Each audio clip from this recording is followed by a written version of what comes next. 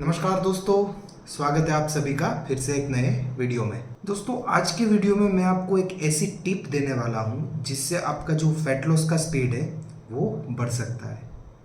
और ये टिप अपनी लाइफ में इम्प्लीमेंट करना बहुत ही इजी है। कोई ज़्यादा एक्स्ट्रा एफर्ट्स नहीं लगाने हैं। बहुत ही आसान तरीके से ये टिप आप फॉलो कर सकते हो और अपना फैट लॉस का जो टारगेट है वो जल्दी अचीव कर सकते हो। आज का वीडियो थोड़ा सा केमिस्ट्री क्लास जैसा लग सकता है, लेकिन ये टिप काम कैसे करती है ये समझाने के लिए मुझे ये क्लास लेना बहुत ज़रूरी है। तो चलिए जल्दी से वीडियो शुरू करते हैं। तो दोस्तों, हम लोग अक्सर जो है वो फैट लॉस की बात करते हैं, या फिर हमें वेट लॉस की भी हम आम भाषा में बात करते हैं कि हमें फैट लॉस वेट लॉस करना है। लेकिन जो सबसे ज़रूरी चीज़ है वो ये जानना है कि ये फैट लॉस होता कैसे है। हम ऑलरेडी फैट्स क्या है उसके बारे में एक वीडियो बना चुके हैं। व्हाट इज़ फैट, ऐसा एक सबसे पहला वीडियो इस चैनल पे वही हमने डाला था।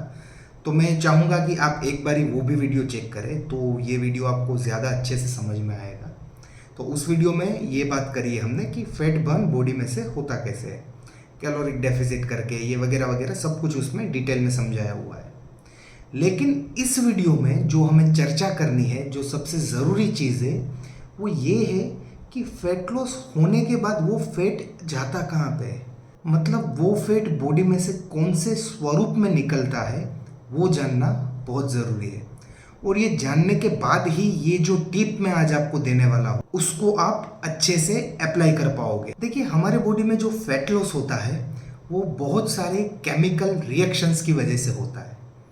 अब ये सारे केमिकल रिएक्शंस अगर यहाँ पे मैं समझाने बैठा तो आप ये वीडियो बिल्कुल ही छोड़ के भाग जाओगे। तो इसको सिंपल रखने के लिए हम सिर्फ एक रिएक्शन को समझेंगे। ये केमिकल रिएक्शन के बारे में जानने से पहले हमें केमिस्ट्री का एक नियम याद करना पड़ेगा।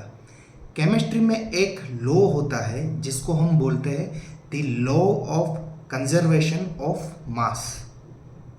ये लॉ के अनुसार जब भी कोई केमिकल रिएक्शन होता है तब आपकी जो प्रोडक्ट होती है उसका वेट ना ही क्रिएट होता है और ना ही डिस्ट्रॉय होता है। मतलब कि प्रोडक्ट का वेट पहले जितना था उतना ही रिएक्शन के बाद रहेगा। सिर्फ वो जो प्रोडक्ट है उसका स्वरूप बदलेगा, वो एक स्वरूप में से दूसरे स्वरूप में चेंज होगी।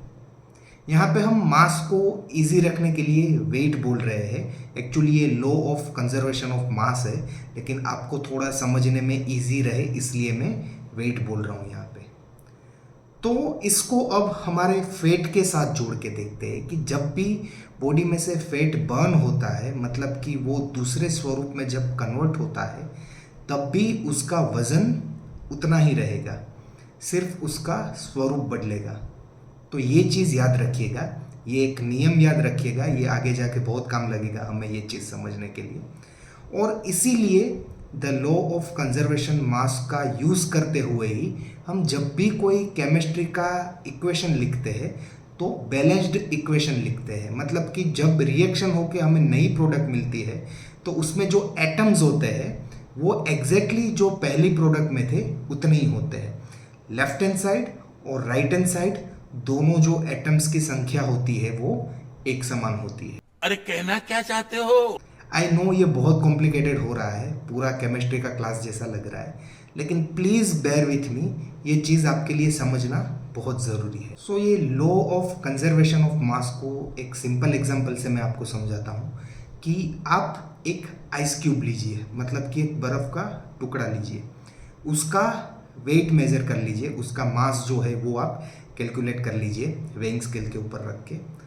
अब ये आइस पिघल गया, पानी के स्वरूप में बदल गया, मतलब कि उसका स्वरूप चेंज हो गया। अब आप ये पानी को कलेक्ट करके उसका जो मास है वो कैलकुलेट कीजिए, वो फिर से मेज़र कीजिए वेइंग स्केल के ऊपर रख के। तो जितना मास आपको आइस क्यूब का मिला था वो सेम मास आपको ये पानी का मिलेगा। मतलब उसका स्वरूप चेंज हुआ लेकिन मास वही रहा। तो ये था simple example law of conservation of mass का। अब जल्दी से ये बात करते हैं कि जब हमारे बॉडी में से फैट बर्न होता है तो केमिकल रिएक्शन होके वो कौन से स्वरूप में बदलता है।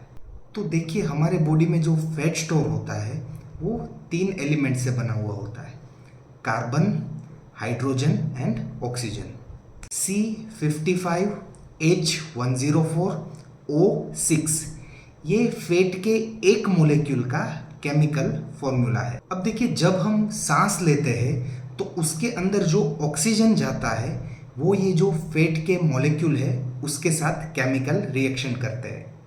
ये एक फैट के मॉलिक्यूल को बर्न करने के लिए हमें 78 मॉलिक्यूल्स ऑफ ऑक्सीजन चाहिए होगा और ये केमिकल रिएक्शन होने के बाद हमें 55 मॉलिक्यूल्स ऑफ कार्बन डाइऑक्साइड और 52 मॉलिक्यूल्स ऑफ H2O मतलब कि पानी मिलेगा। अब law of conservation of mass के अनुसार अगर आप दोनों तरफ के एटम्स चेक करेंगे तो आपको जो कार्बन एटम है वो 55 मिलेंगे दोनों तरफ, हाइड्रोजन एटम्स है वो दोनों तरफ 104 मिलेंगे और ऑक्सीजन एटम्स है वो दोनों तरफ 162 मिलेंगे।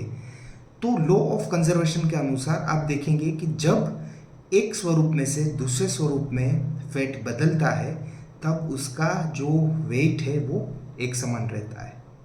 तो यहाँ पे हमें पता चलता है कि जब बॉडी में से फैट बर्न होता है तो वो बॉडी में से कार्बन डाइऑक्साइड और H2O मतलब कि पानी के स्वरूप में से बाहर निकलता है। तो 2013 में कुछ ऑस्ट्रेलियन रिसर्चर्स ने एक रिसर्च करी थी, उसका लिंक मैं डिस्क्रिप्शन में भी डाल दूंगा।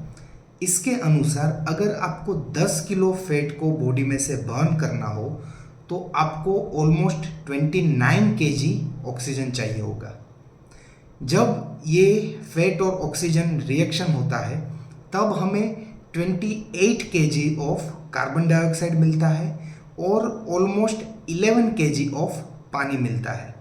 ये पानी किसी भी स्वरूप में से बाहर निकल सकता है, यूरिन, स्वेटिंग, आपके इवन टीयर्स, किसी भी स्वरूप में से बाहर निकल सकता है। तो ये इतनी लंबी चीज़ें, इतने लंबे रिएक्शंस जानने के बाद हमें जो एक चीज़ पता चली है वो ये कि अगर आपको फैट लॉस करना है तो उसके लिए ऑक्सीजन ज़रूरी है और ऑक्सीजन अच्छे से बॉडी में पहुंचने के लिए आपका अच्छे से इनहेल करना मतलब कि अच्छे से सांस लेना ज़रूरी है। और वो जो फैट है वो बॉडी में से बाहर कैसे निकलती है? आपके कार्बन डाइऑक्साइड के ज़रिए से। अब ये कार्बन डाइऑक्साइड हम बॉडी में से कैसे बाहर निकालते हैं? एक्सेल करते हुए मतलब कि सांस छोड़ते हुए।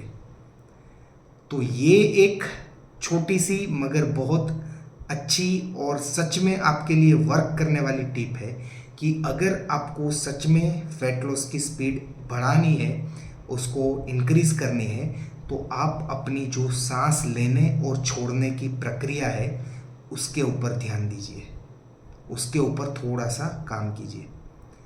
हम लोग नॉर्मली फिजिकल एक्टिविटी तो करते हैं लेकिन उसमें सांस लेना और छोड़ना उस चीज़ के ऊपर ध्यान नहीं देते हैं। तो कुछ टाइम तक थोड़ा कॉन्शियसली सांस ले और छोड़े, उसके कारण आपका जो फैट लॉस है उसमें आपको काफ़ी इम्प्रूवमेंट मिलेगा। और अब हम जान चुके हैं कि फैट बर्न करने के लिए जो सबसे ज़रूरी चीज़ है वो है ऑक्सीजन। लेकिन देखिए इसका मतलब ये भी नहीं है कि आप एक ही जगह पे बैठ के भारी सांस लेंगे और उसके कारण आपका वेट लॉस हो जाएगा। नहीं, ऐसा करने से आप खुद को हाइपर वेंटिलेट कर देंगे, जिसको हाइपर वेंटिलेटिंग बोलते हैं, और ये करते हुए आपको चक्कर भी आ सकते हैं। तो बॉडी में जो सांस लेने की प्रक्रिया है उसको तेज़ करने के लिए या उसको ज़्यादा करने के लिए आपको कोई ना कोई फिज़िकल एक्टिविटी तो करनी ही पड़ेगी। एटलीस्ट आप वॉकिंग ही कर सकते हो, उसमें भी आपकी जो सांस लेने और छोड़ने की प्रक्रिया है उसकी जो स्पीड है वो थोड़ी सी बढ़ती है। लेकिन जब भी आप कोई भी ऐसी एक्टिविटी करते हो, चाहे वो वर्कआउट हो या वॉकिंग के स्वरूप में भी क्यों ना हो, तब आपको सांस लेने और छोड़ने की जो प्रक्रिया है उस पर ध्यान देना पड़ेगा। देखिए, कोशिश कीजिए कि जब भी आप कोई भी फिजिकल एक्टिविटी कर रहे हो या नॉर्मली भी जब आप सांस ले रहे हो तब आप जितना हो उतना डीप ब्रीदिंग कीजिए। देखिए, 2 ब्रीदिंग होते हैं। एक होता है सैलो ब्रीदिंग, मतलब कि जिसमें हम सिर्फ अपने चेस्ट तक ही सांस को लेके जाते हैं, जिसमें सिर्फ हमारे सीने तक ही सांस पहुंच सकती है। दूसरा होता है बेली ब्रीदिंग, जिसको हम डायफ्रैग्मेटिक ब्रीदिंग भी बोलते हैं। मतलब कि वो सांस आपके पेट तक जाती है। जब आप सांस लेते हो तो लिटरली आपका पेट फूलता है। छोटे बच्चों को आपने सांस लेते हुए देखा होगा कि जब भी वो सांस लेते हैं तो उनका पेट बाहर जाता है और जब सांस छोड़ते हैं तब अंदर आता है। हम जब सोते हैं तब भी ये डायाफ्रैग्मेटिक ब्रीदिंग ही करते हैं। सोते समय आप कभी किसी को ऑब्जर्व कीजिएगा तो उनका पेट फूलेगा जब वो सांस लेंगे और जब वो सांस छोड़ेंगे तब पेट अंदर जाएगा। लेकिन डे टू डे लाइफ में जब हम कॉन्शियस होते हैं तब कहीं ना कहीं हम सैलो ब्रीदिंग या फिर जो चेस्ट ब्रीदिंग बोलते हैं, जिसको ऊपर ऊपर तक सांस लेना, वो करने लगते हैं। इसकी वजह से जितना ऑक्सीजन बॉडी को चाहिए उतना नहीं मिल पाता है। आपके लंग्स को जो ऑक्सीजन की मात्रा होती है वो कम पहुंचती है। और अब हम ये जान चुके हैं कि अगर ऑक्सीजन कम जाएगा तो जो फैट को बर्न करने के लिए केमिकल रिएक्शंस है वो भी कम मात्रा में होंगे और अल्टीमेटली आपका फैट लॉस भी कम होगा। तो ये थी एक छोटी सी लेकिन बहुत ही असरकारक टिप कि आप अपने सांस लेने और छोड़ने की प्रक्रिया पे वर्क कीजिए। कोशिश कीजिए जब भी आप वर्कआउट कर रहे हो या फिजिकल एक्टिविटी कर रहे हो तब डीप ब्रीदिंग कीजिए। आप जब इनहेल कर रहे हो तब अपने नाक से इनहेल करिए, जितना हो उतना डीप ब्रीदिंग कीजिए, अपने बेली ब्रीदिंग कीजिए, अपने पेट तक सांस को लेके जाइए और जब एक्सेल कर रहे हो तब मुंह से छोड़ दीजिए। तो ये आपका जो बड़ा एपेचर है वो सांस आपको छोड़ने में भी हेल्प करेगा। तो नाक से इनहेल कीजिए और मुंह से सांस छोड़िए। आप कोई भी एक्टिविटी कर रहे हो, वॉकिंग हो या कुछ भी रनिंग हो या आपका वर्कआउट ही क्यों ना हो, लेकिन ज़रूरी है अच्छे से ब्रीदिंग करना। और ये जो नाक से सांस लेना और मुंह से सांस छोड़ना, ये जो मैं बात कर रहा हूँ ये सिर्फ फिजिकल एक्टिविटी या वर्कआउट करने के समय की ही बात कर रहा हूँ। Regular day to day life में आप नाक से ही सांस लें और नाक से ही छोड़ें, लेकिन सिर्फ अपने डीप ब्रीदिंग पे ध्यान दीजिए कि आप जो है वो बेली ब्रीदिंग कर रहे हो, आपकी सांस जो है आपके पेट तक जा रही हो, ऐसे ब्रीदिंग कीजिए। तो बस यही था आज के वीडियो का कंक्लूजन कि वर्कआउट करते समय या कोई भी फिजिकल एक्टिविटी करते समय अगर आप अपने सांस लेने और छोड़ने की प्रक्रिया का ध्यान रखेंगे तो आपके फैट लॉस की जो स्पीड है वो बढ़ सकती है। सो आई होप एक टिप आपको पसंद आई होगी और ये वीडियो को अंत तक देखने के लिए आप सभी का बहुत बहुत शुक्रिया। Thank you. जय हिंद।